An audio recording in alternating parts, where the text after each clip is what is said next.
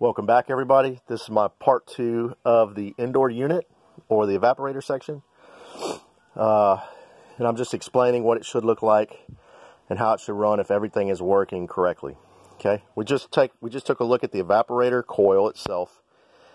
We discussed airflow, and if you ever have ice in there, on the incoming air side is where you want to look for it.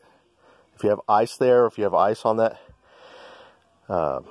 copper line going into that unit, you want to shut everything off and turn just the fan on for about 3 hours to thaw it out before you do anything else. Okay, moving on, we're looking at this little piece of metal down here. It's a drain pan. Okay, this is in case you get a clog in your drain line and water overflows into that.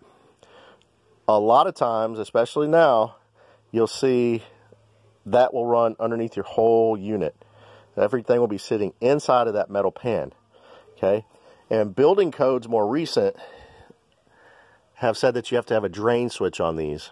Okay, so you'll have 2 wires that go to a switch.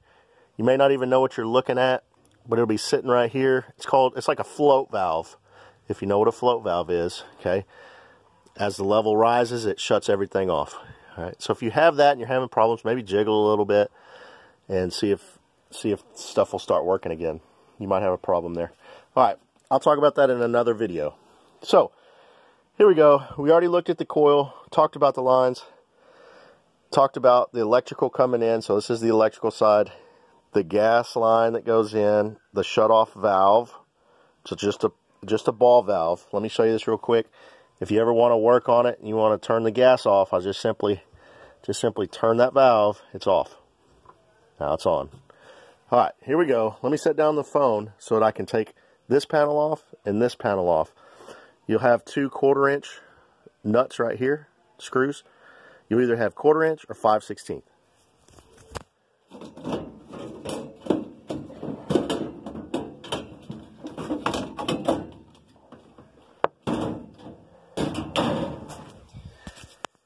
Okay, first off, we're going to talk about this side. This is our gas valve. The gas comes into the valve and then sends it to the gas burners. This is your exhaust fan. It goes into this tube and then goes up and out of your house. Okay, in this scenario, it might look a little different, but it's the same concept. You got to get those gases out of the house. Okay, this is not anything electrical. This is just simply for the gases to pass through and out. Okay, no fire, no electrical in here. We're not talking about furnaces, we're talking about AC, so let's move on. All right.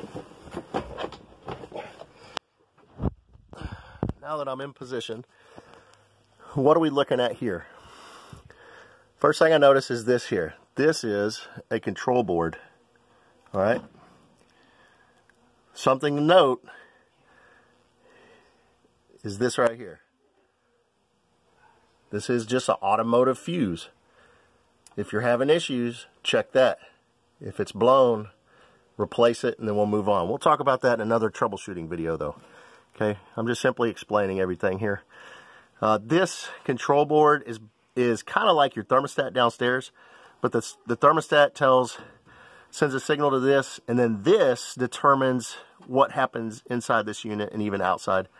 So on the outside unit, you have a contactor. The contactor is built into this board right here. Okay, this is just another switch. We'll talk more about that in the troubleshooting video. Back here, you notice a transformer. You can learn all about the transformer in my other video.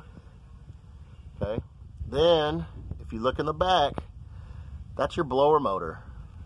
All right, so let me move down. This is also your blower motor, just the bottom side. If you notice, these 2 brown wires right here are going up to something. What is that? Well, I'll tell you, that's the capacitor. I have another video on how to troubleshoot the capacitor. Go check it out.